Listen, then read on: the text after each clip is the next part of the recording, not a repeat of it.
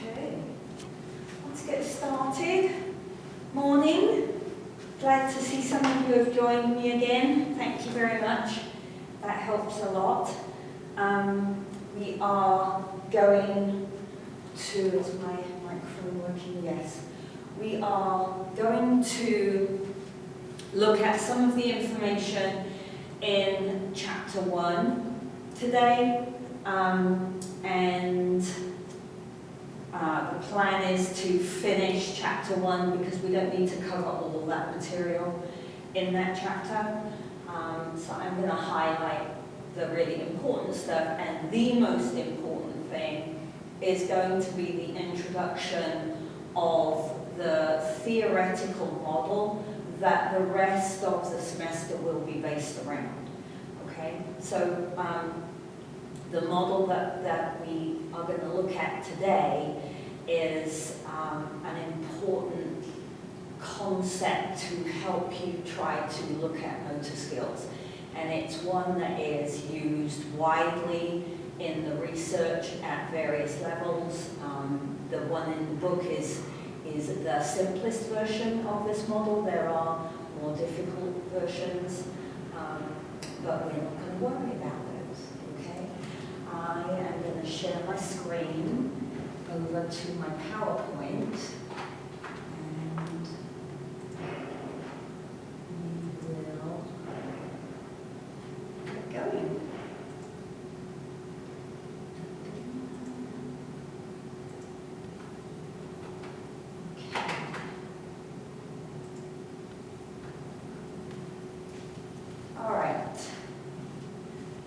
I'm hoping everyone can hear me, and now you can see the PowerPoint in your screen. If you can't, or you can't hear me or something, then turn your microphone on, give me a quick yell, let me know. Otherwise, we will get going. Now, this is a little bit different because I've been teaching this class for many years, Monday, Wednesday, Friday. And so this is the first time I've taught it Tuesday, Thursday for 12 years probably. So it's going to take me a little while to get the tempo correct so that I don't go too fast and I don't get to the end and we haven't finished. So again, if I am going too fast, please turn your microphone on, give me a yell, ask me to slow down. It would help if I turn the speakers on, then I'd be able to hear you. There we go. Oh dear, week 1 and I can't remember to turn the speakers on already. All right, so most of this semester we are going to be looking at motor development. And motor behavior is an umbrella term that encompasses some other areas of study, which we'll take a look at in just a moment.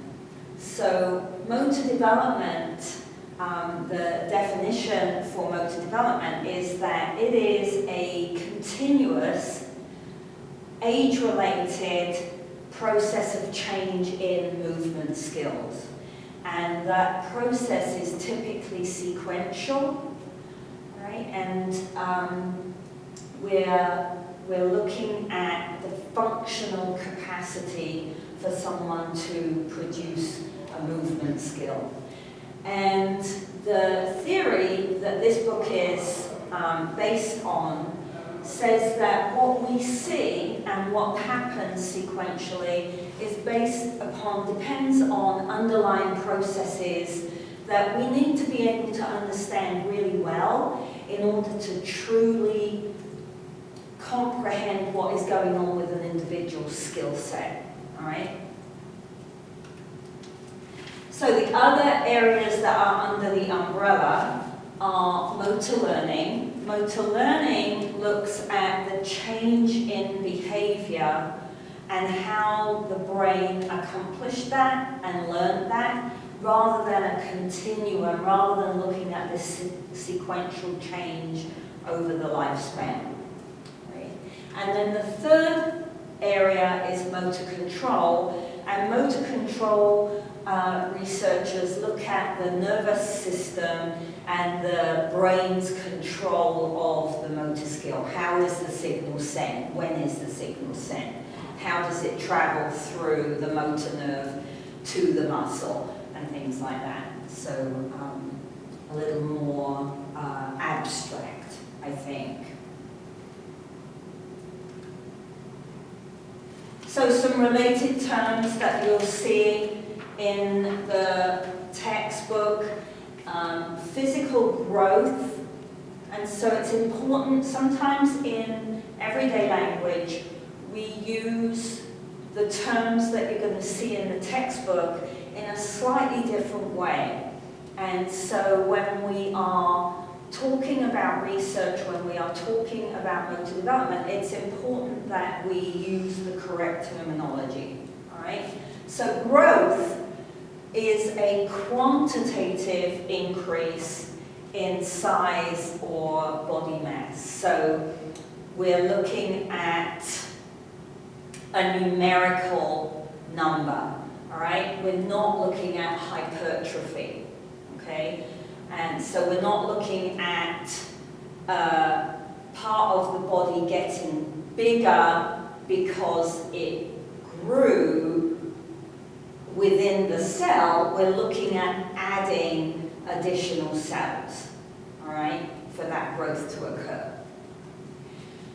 Physical maturation, on the other hand, is a qualitative term, all right? Maturation refers to the development of the systems to optimal functioning, all right? And we have many systems in the human body, and they all develop to optimal functioning at different points in time when we look at how children grow into adults, and then they decline at different rates when we go to the other end of the lifespan and look at how elderly adults lose certain functions, all right?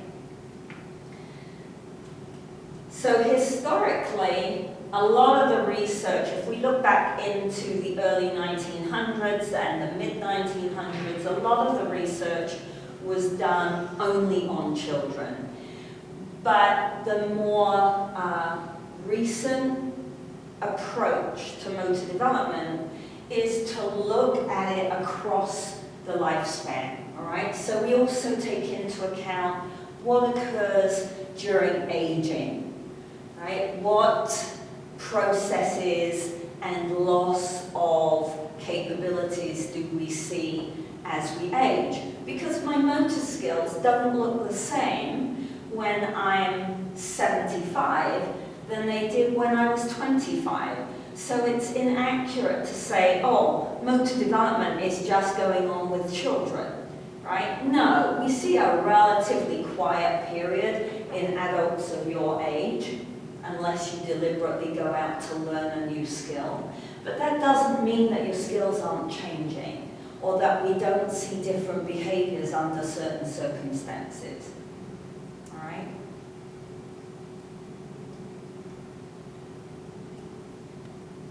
So, what I want you to do when you're looking at this chapter is understand the difference in the approach for motor development, motor learning, motor control, and make sure that you can distinguish between growth and maturation, all right? Those terms are important, okay? All right, so here's our model. And let me give you a little bit of the background here. Carl Newell, Dr. Newell, is a very well-known researcher. He's at, I believe he's still at Penn State.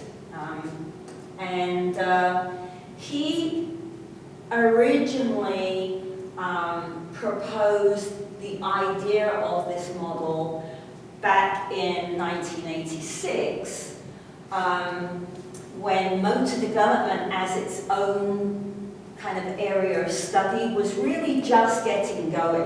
When I was an undergrad, there was no such thing as motor development. That area of study did not exist. So my motor behavior classes were mostly motor learning with a little bit of motor control thrown in, all right? It wasn't until after I finished school that motor development became its own distinct area of study. And so when I went back to school many years later to do my graduate work, I was very excited to get involved with the motor development line because it fit more my teaching and coaching approach.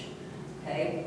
So the model is based on dynamical systems. Dynamical systems is a hugely complicated mathematical, theoretical approach that initiated, I believe, in something crazy like astrophysics, but met quite a few different areas of, quite diverse areas of study use a dynamical systems type approach now because it's quite an interesting way of looking at things.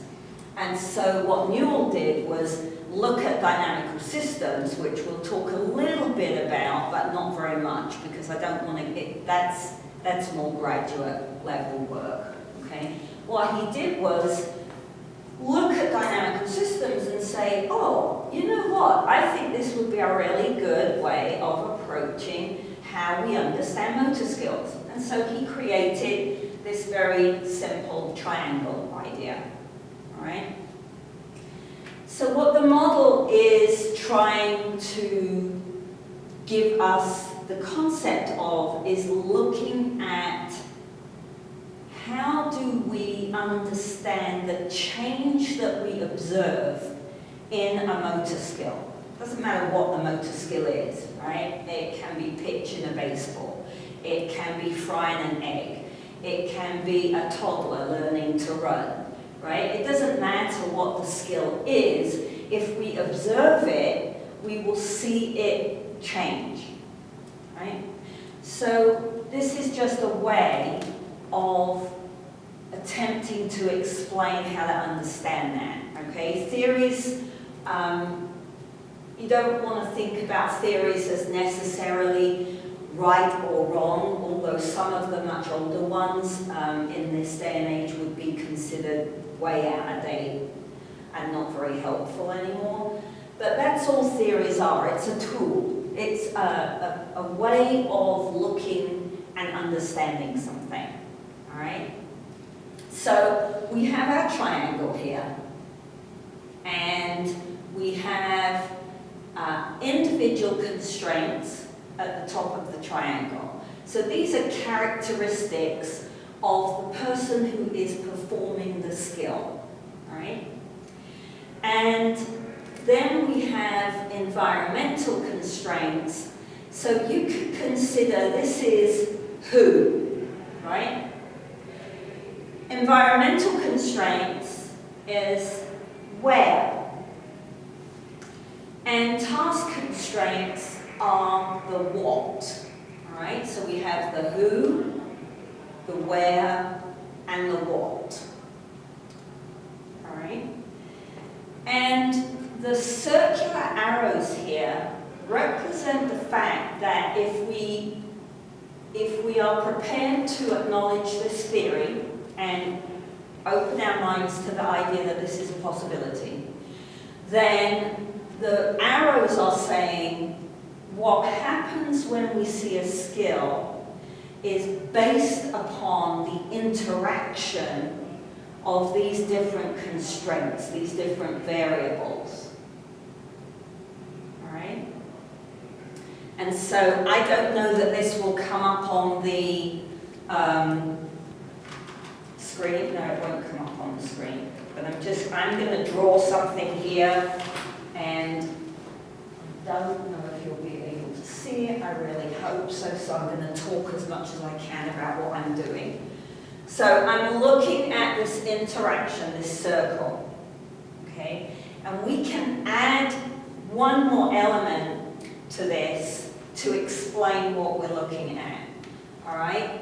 Out of this interaction comes, oh good, yay. Not helpful. I'm still going, comes. Out of this interaction, oh, you've got to be kidding me. Oh, goodness gracious. Give me a break, people. Right, last one. If this one doesn't work, I'm just going to have to destroy it. All right. Yay! So, out of the interaction, you can draw an arrow out to the side, and that arrow is going to represent the observable movement that we get from this interaction.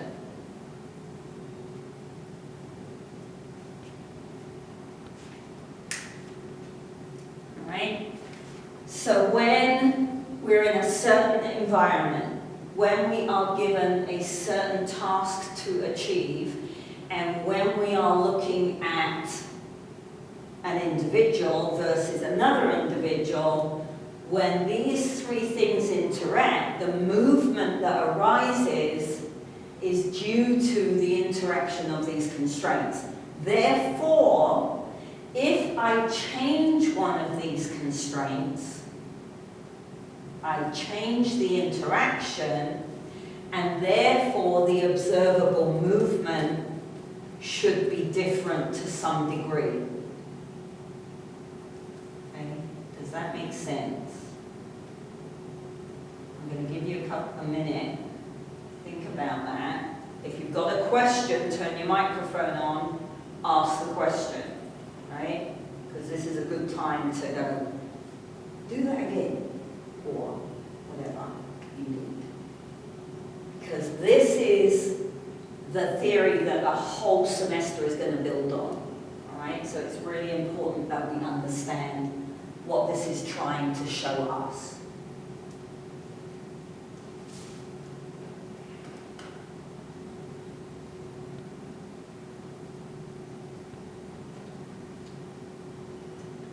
So, for example, I'll give you an easy example, all right? Let's say we are looking at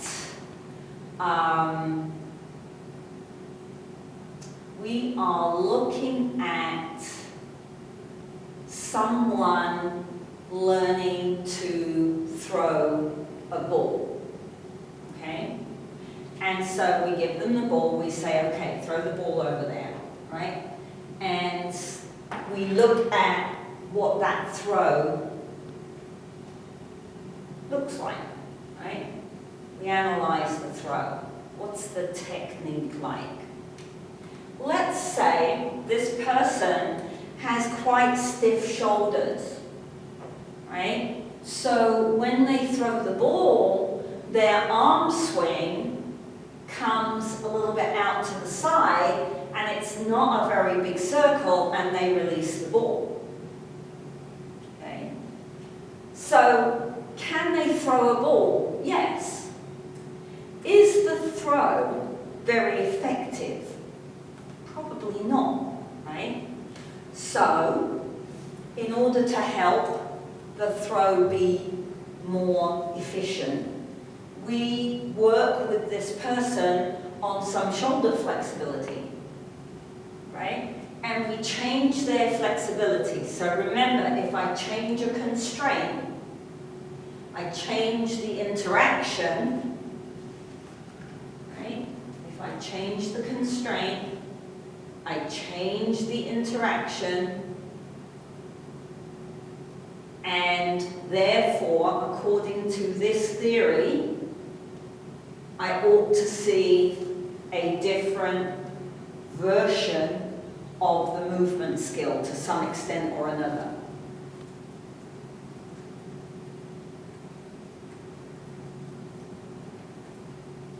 Any questions?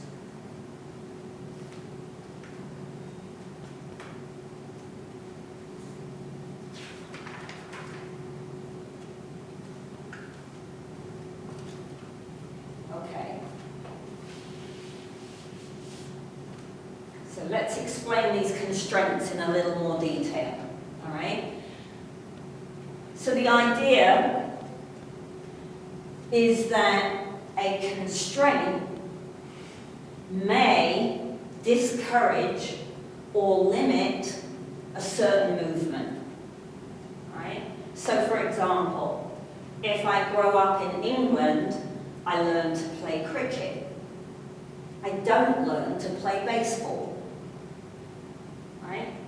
So the environment that I grew up in discouraged me from learning baseball, right? But it encourages or permits certain other types of movement, okay? So I was encouraged to learn cricket, all right? So it's not a negative for the discourage or the limiting isn't necessarily a negative. It can be in certain circumstances, but it isn't always a negative because it could be that a different motor skill emerged instead. Right? So think about this interaction and this arrow that comes out of the interaction as shaping the movements that are learned. All right? I get moved away from one type of movement, but towards a different type of movement. All right? Something else which can easily emerge under those circumstances. Okay? So, let's define the three types of constraints that we have on the triangle. At the top, individual constraints, the who, the person that is doing the skill. Right? So individual constraints are unique to that person. Okay? They can be physical, they can be mental. Right? They're internal to the individual. Okay? And we split individual constraints into two subgroups. Okay. The first is structural, so literally structure. Okay, anything to do with the structure of the body. Okay, so how tall am I? How much muscle mass do I have?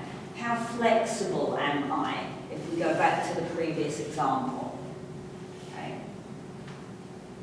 The other group are functional individual constraints. Functional constraints are related to my behavior, my thoughts, my emotions, my attention span. Okay? If I'm hungry, how well do I perform my squat in the gym? Right, that's a functional constraint. Okay. So structural constraints are relatively slow to change, right? Can we change them? Yes. Okay, we all train and change our structural constraints, right? That's part of being a movement person. We like to go for a run or we like to go to the gym, right? But that training and the impact on my muscle mass or my flexibility or whatever I'm working for, my cardiovascular fitness, right? That takes time.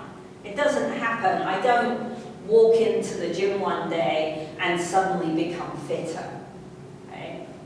So they're slow to change. Functional individual constraints, however, may be possible to make some more immediate changes, particularly when we look at things like attention and motivation.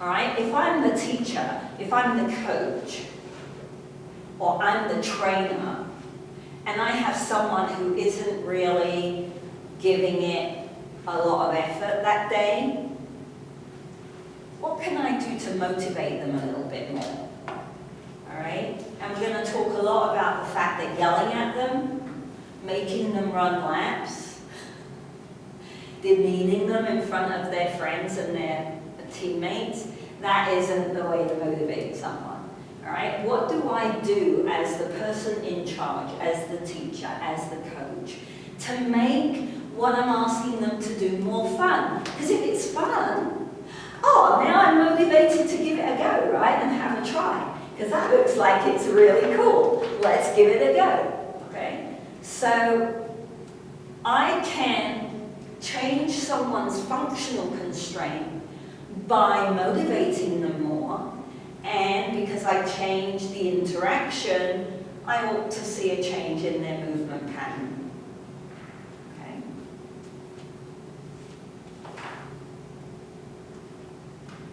So do I get to change the environment and the task? Let's have a look. So environmental constraints are literally that. Characteristics of the environment that I'm performing the skill in, all right? So they are necessarily external to the individual, all right? They're outside the person. So the where we're doing it is outside of the who, okay?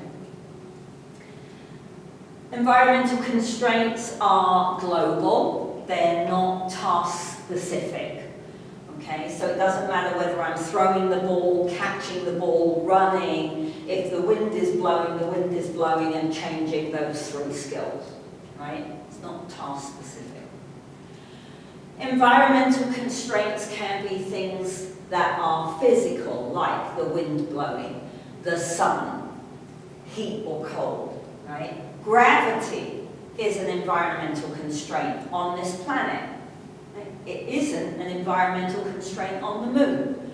So if you Google and you find some film clips of astronauts walking on the moon, they don't really walk in the way that we consider walking, right? They sort of float in this weird movement pattern, totally different to what walking looks like on Earth, where we have gravitational pull, okay? Surfaces. Is the surface slippy? Is the surface bumpy? Okay. And then we have another group that we would call sociocultural. And these ones are a little more subtle, I think, right? So gender roles are sociocultural, right? There's a difference between sex and gender. Okay? Gender roles are sociocultural. How am I perceived? How do I perceive myself?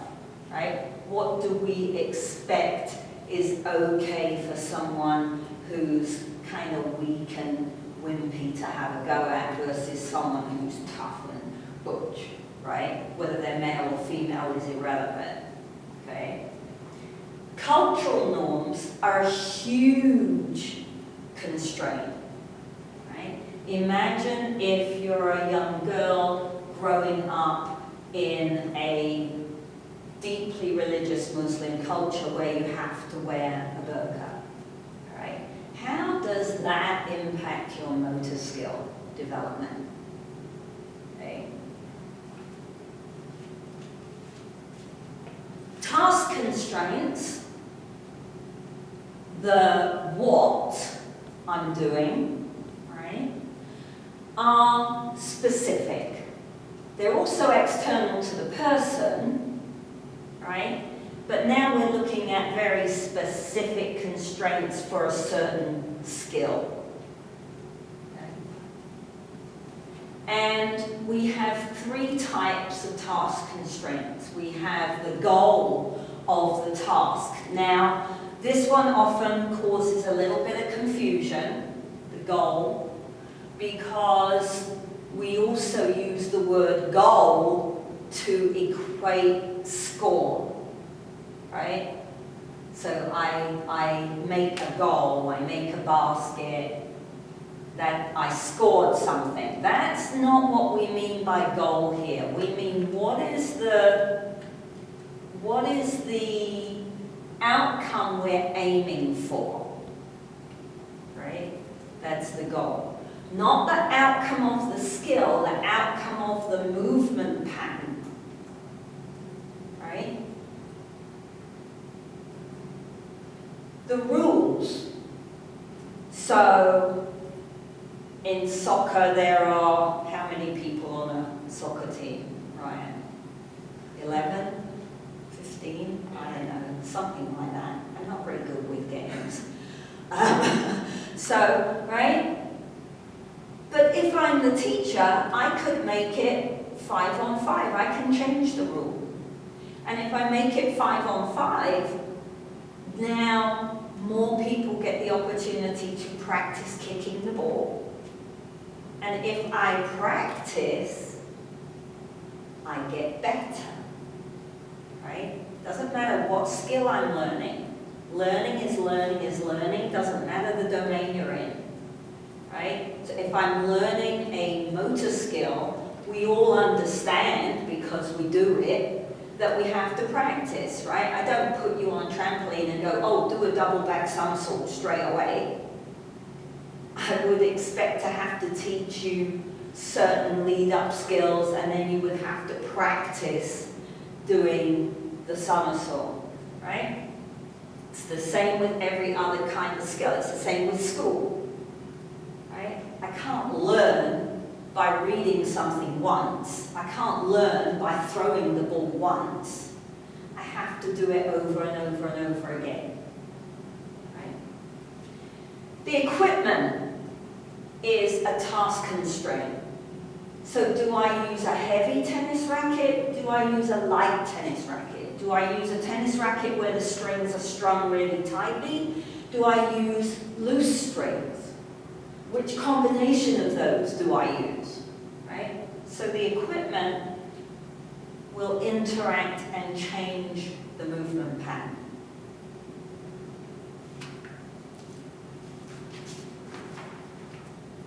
So that means that as the teacher, I get a lot of control over the task constraints, right? I can change the task constraints subtly or dramatically to change the movement pattern of the skill to help the person learn the skill better. Right? The environment, I have some control over some of the environment. I mean, I can't control gravity, right? Can't change that. We all have to learn to move with the impact of gravity. Okay? But I can change whether we are running outside on the grass, where it's comfortable, or whether we are running inside on a slippy gym floor, where some students might be worried about falling over. Okay.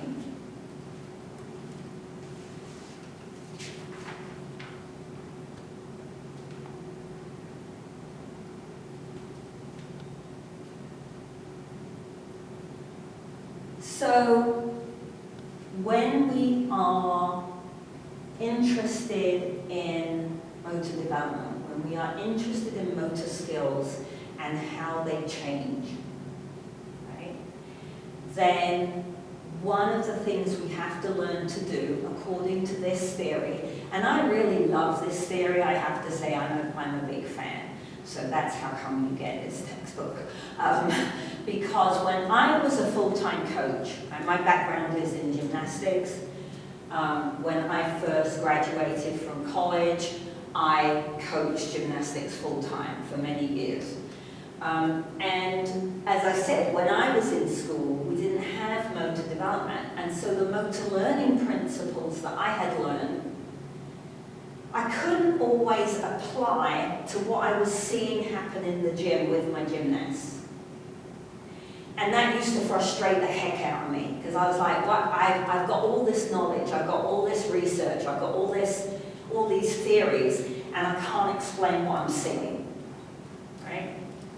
So that's one of the reasons I like this theory, because when I learned this theory, I had these aha moments. I was like, oh, okay, that's why that happened when I used to coach that skill, right?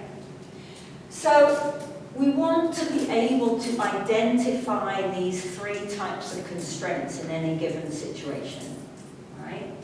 And then we want to be able to understand and examine how those constraints are interacting to produce the movement pattern, the observable movement that I'm looking at.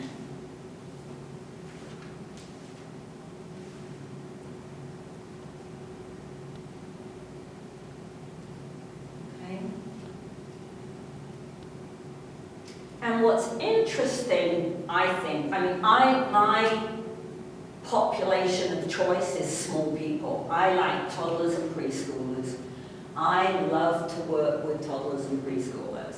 Some people like to work with middle or high school. Some people like to work with people your age and be a personal trainer or a coach of a college team.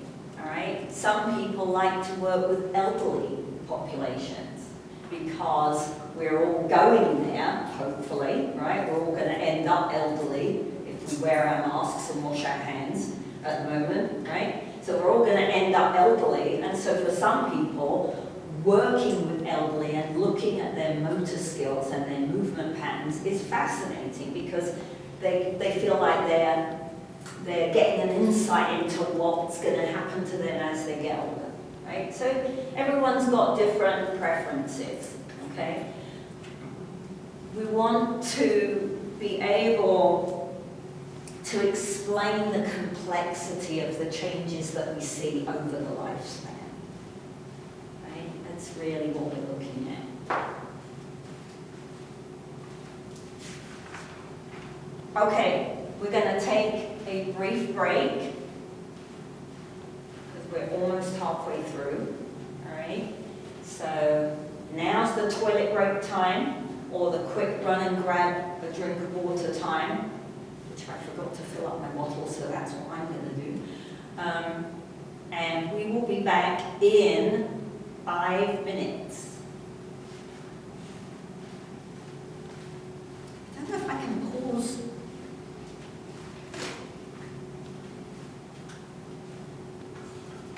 The classroom.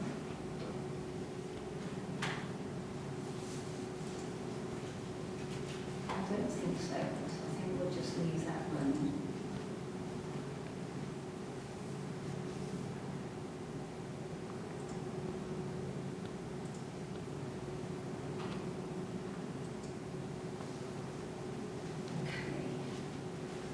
Keys. I definitely need water. Oops, mask, thank you.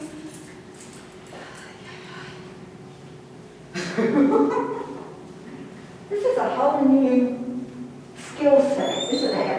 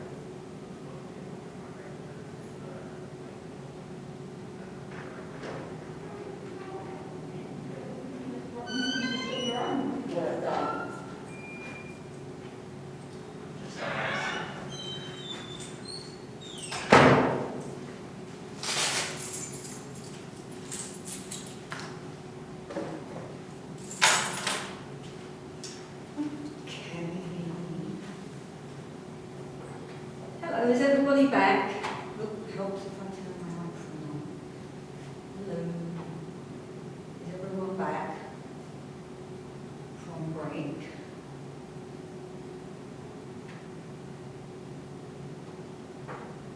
Yep, okay, good. All right, let's get this finished then.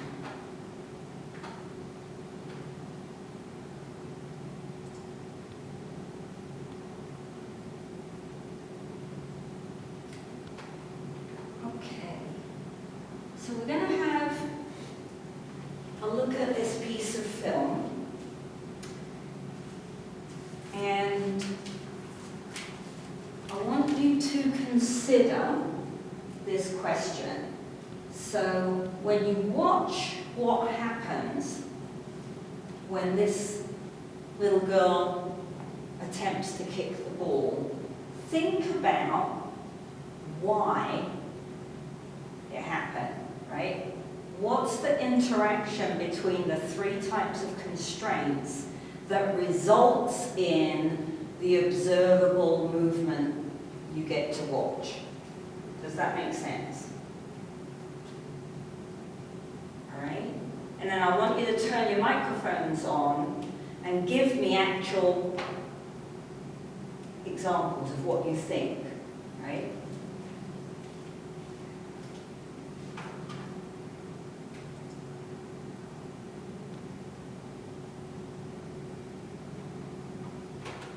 Keep replay. I was hoping they had changed this and made it replay on its own.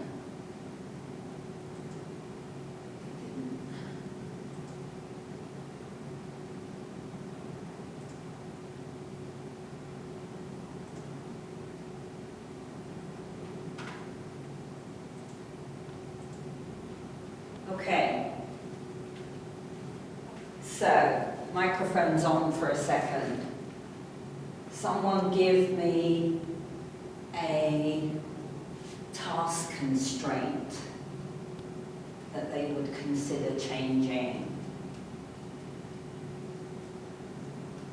Fuller motion. Say that again, sorry? A fuller motion of kicking.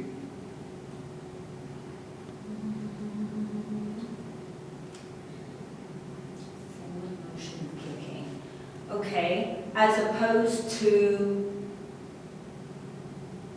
what? So Looks like remember, they're just like it's we're looking at a rule, a equipment, or a goal of the movement. goal. So if you wanted her to kick better, which one of those three would you pick to change? I get a smaller ball, so I guess equipment. Excellent. Excellent. Yes. Right? If I changed the task constraint and gave her a smaller ball, maybe we would see a completely different movement pattern. Do you agree? Okay, can someone come up with an individual constraint that is interacting here? Let's do the easier one. What's a structural constraint that she has that is impacting that movement pattern? Maybe an individual constraint could be the fact that she has short legs. Yes, very good, Kayla. Right, she's not very tall, right? And her legs, in comparison to that ball, just aren't long enough to manage that kick, right? We can't change that right now, okay? But it would change as she grew. I'm not sure you could say motivation, because she looks like she's having quite a lot of fun, actually, right? But there may be some functional constraints we could change. Perhaps she doesn't understand, because knowledge and understanding would come under functional constraints. Perhaps she doesn't understand where to plant her standing leg before she swings the kick, for example, right? Okay, what about an environmental constraint? It's a little bit trickier here, but what do you think an environmental constraint might be?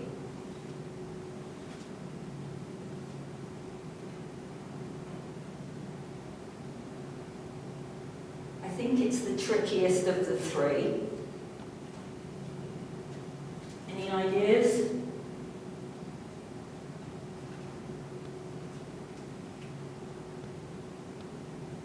Okay, possibly the surface, the gym floor, right?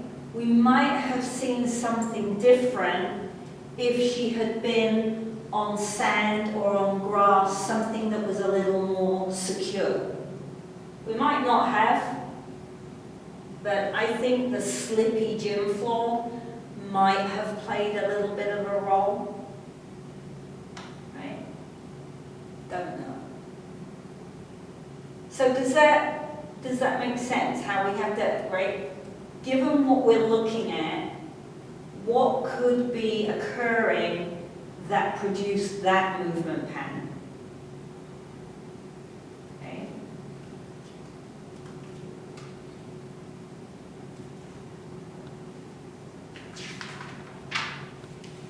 All right, so most of what we talk about, especially if we're going to be coaches, a little less so, although I watched the most amazing piece of film yesterday, which I will show you at some point. I've got to work out where to fit it in, because you've got to see this piece of film. Most of what we think about, what we read about, is talking about an average person, right? A typical person. But sometimes what we get to deal with, the who we get to deal with, is someone who is exceptionally talented, right? Or it may be someone who is way below average for certain constraints, right? So we want to think that sometimes the movement patterns that we see are atypical, and they're going to develop atypically for certain reasons. So that might be because the individual has a disability of some kind, right? Or it may be, and that disability could be structural, or it may be functional, right? Do they have a learning disability, or do they have a structural disability? Are they missing a hand, or something like that, right? And these altered atypical constraints would then result in different motor patterns for that person. Those motor patterns may or may not be delayed to a great extent, or only delayed slightly, depending on what the constraint, the atypical constraint was, right? In the extreme, if we see, really extreme disabilities, then we may arrest development altogether and not see very much change in the future. Okay? Doesn't happen very often. It has to be pretty extreme. But I want to show you this little piece of video. I think I'm going to do it this way, actually, because I've already got the other video ready to go.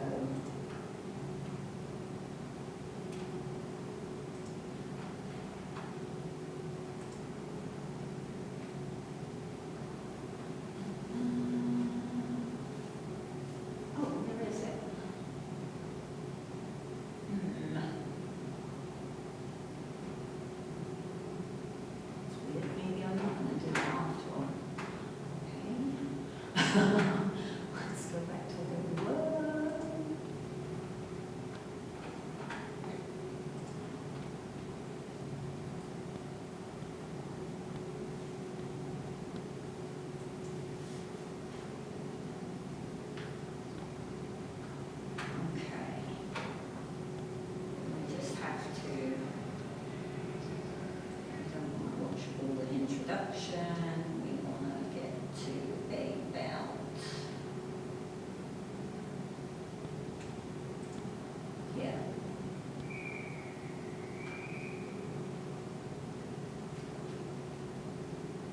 So be thinking about how the movement pattern is atypical because of the physical constraints.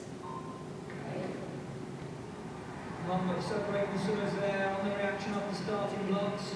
I'm hoping you can see the swimming pool. Coming up This in is the the lead, Special Olympics. in lane number 5 is Zheng from China.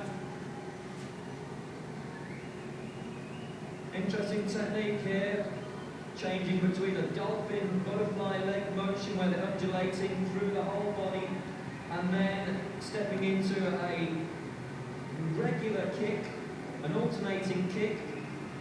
Right? With the left leg and right leg, there's a dolphin kick and a tight tuck I around think the that is so dolphin cool. kick again underwater. But interesting technique there, swapping between a more modern motion here, the undulating dolphin motion, the fly kick. And think about this, Underwater, right? but of course these If you were in the swimmers pool go with to this young man, 15 meters, could this you way swim that straight fast back. with 2 legs and 2 arms? Jay, I'm pretty sure I can't, inside the final 15 meters. right? And this is where the medals are really going to be sought. Can the swimmers hold it together? Inside the final Here he five, goes, here he it's goes, going to be here he Jay goes. for China. Jay takes the silver, Semenenko the bronze, 1:13.56, a new Paralympic record, a new world record, smashes that up, Plotnikov. Art Russia, Okay, pretty amazing, huh? 2004. Just realised you have to wait for the official time though, but I think he's 1:13.56 happy with the world record, I think so. on the electronic scoreboard. Okay.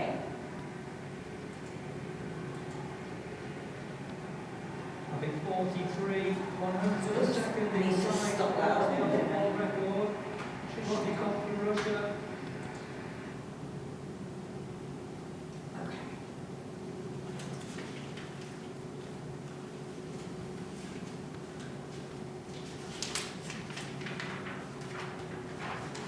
So, one of the things we're going to talk a lot about over the course of the semester is what is our role as the teacher, coach, trainer in helping this individual to change their motor development, right? To make their motor development more useful to them or more efficient. Okay? So we're going to be talking about the fact that early constraints, early interventions, parents who play a lot with their children, or teachers who play a lot with children, right, could make a difference in the trajectory of their motor skills for the rest of their motor skill development, all right? And that's why it's so important. We're going to look at the fact that there's a huge link between the trajectory of someone's motor skills, how competent their motor skills are, and how healthy those individuals are as they get older, okay? And we're not going to talk a lot about the Seefeld model, but we will look at it sometime next week, I think. Seefeld developed a slightly different looking model to our triangle with our arrows. But it's a really interesting one because he proposed that maybe there's this idea of a proficiency barrier, all right? So when we are learning fundamental gross motor skills, like catching, throwing, running, jumping, okay? And we'll talk more about these tomorrow, right? Then if I don't develop a certain level of proficiency by a certain age, that the developmental trajectory is altered possibly forever, right? That I never become as good at that skill as maybe I could have been. Or maybe I give up doing movement skills altogether because I don't feel good at them, okay? So we're going to talk a lot more about that as the semester goes on.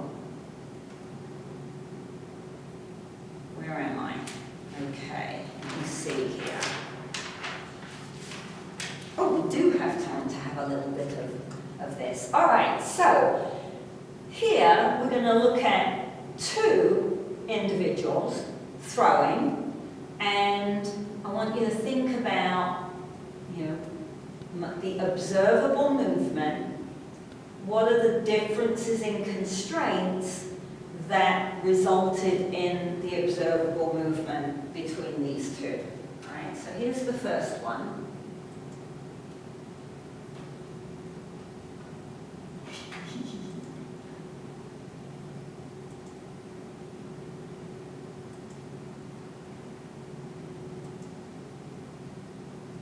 Okay.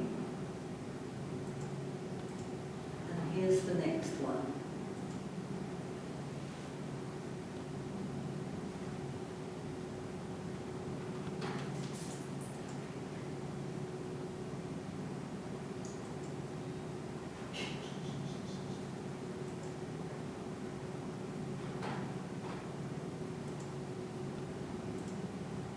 Okay, so microphone's on. What do you think? What do you think, given those two movement patterns, maybe what constraints have changed? The first one doesn't know how to throw anything. Okay, good. So her understanding of throwing is minimal, right? She clearly hasn't had very much practice at throwing before this video was shot. Good. What else?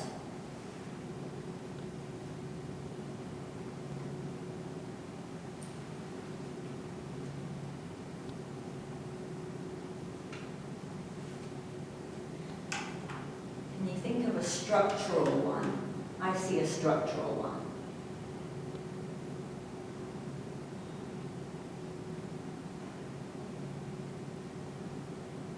Okay, let me help you out. All right, so think about the action of throwing, and we're going to look at the action of throwing in a lot of detail over the next few weeks, right? If I want to throw well, then I need to step forwards, right? And if you look at certain sports, the bigger the step, the more power I can add to the throw, okay? To take a big step, what do I have to be able to do? Long legs. Long legs, okay. What else? I'm going to take a big step. Hip flexibility to reach out. Flexibility, good. What about my standing leg?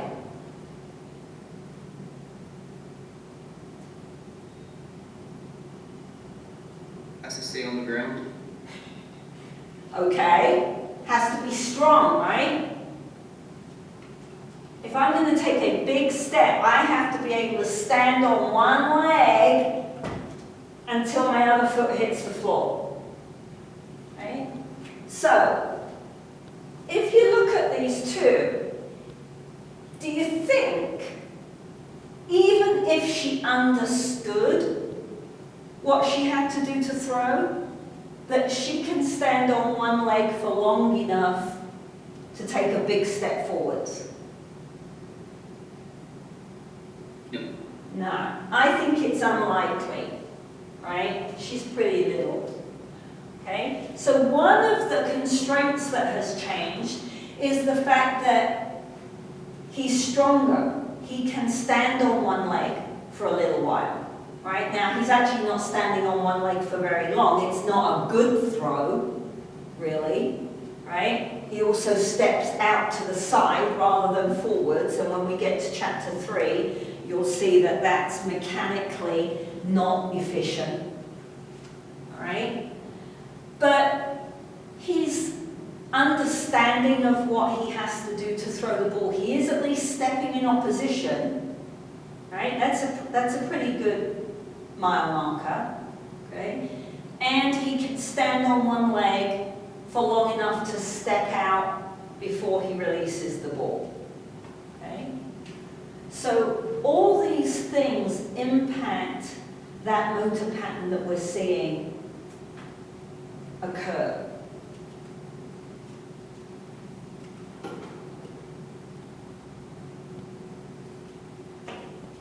So the chapter kind of finishes up looking at the fact that we have this odd paradox when we're looking at motor development, all right? Because we have this idea that everybody is very similar in development, right? We have this concept of universality. Okay?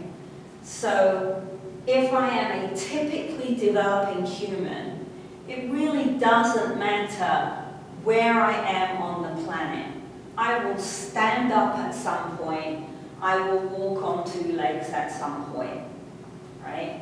And therefore, there's some predictability about the motor patterns we're going to see, right? And tomorrow we're going to talk about the MSU chart, and we're going to look at how certain motor skills develop in these stages, and we can identify those stages, okay?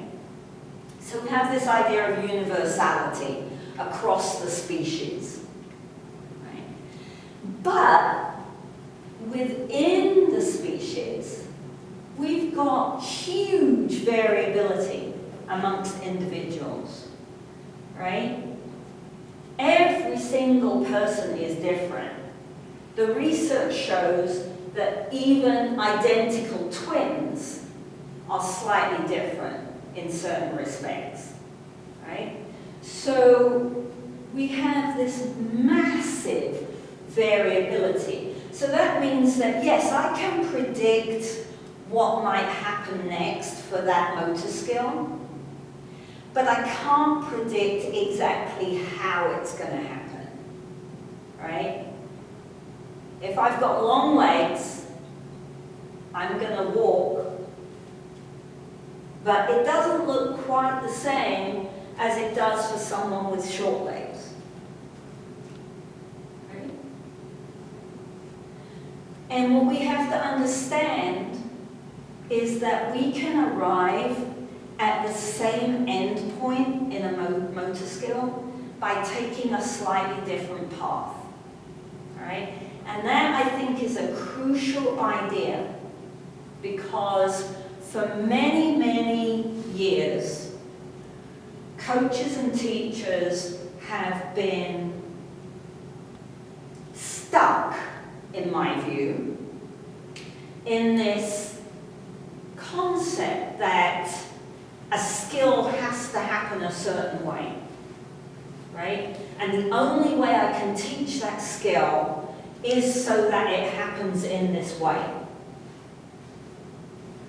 But there are only a few individuals who can do the skill in that particular way, right? Look at that young man in the pool, okay? If when he came to my swimming pool and said, I really want to learn to swim backstroke, and I look at him and I go, well, you don't have any arms. I'm not teaching you how to swim backstroke. You need arms to learn backstroke. He never would have won a gold medal and set a world record. Right? So I think one of the things I want to get across this semester is that we have to be able to analyze. We have to be able to change the game. We have to be able to come up with a change in a constraint that produces a movement pattern that works for that individual. I hope that wasn't too much info. Watch the video a couple of times and listen to that again, all right? Because I think that's the way forward for us as movement experts, right? We have to be the ones that can help anyone take part in movement and physical activity and sport and games and exercise. Because if we don't change what is going on, things are only going to get worse. And we'll talk about the obesity rates and we'll look at the problems that are occurring in the Western world, right? Particularly in America, as we move forwards.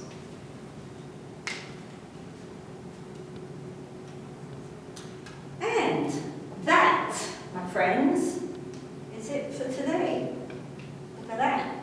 8 minutes early. Whoa. 8 minutes early? 4 minutes early. Oh gosh, yes, we're not finishing at 50. 4 minutes early. That's still pretty good for me. Okay, so any questions to finish? Has anybody got a question that they want to ask now? Remember, I've got office hours this afternoon between 1 and 3, so if something pops into your head later on and you want to have a chat about it, by all means come to my office hours. Or put a question into the discussion board and then I can answer it for everybody.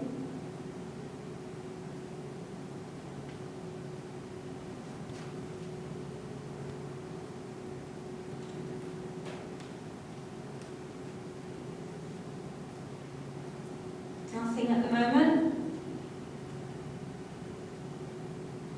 All right, remember tomorrow that you need to be able to view the MSU chart that is in your required packet on the lab Blackboard page.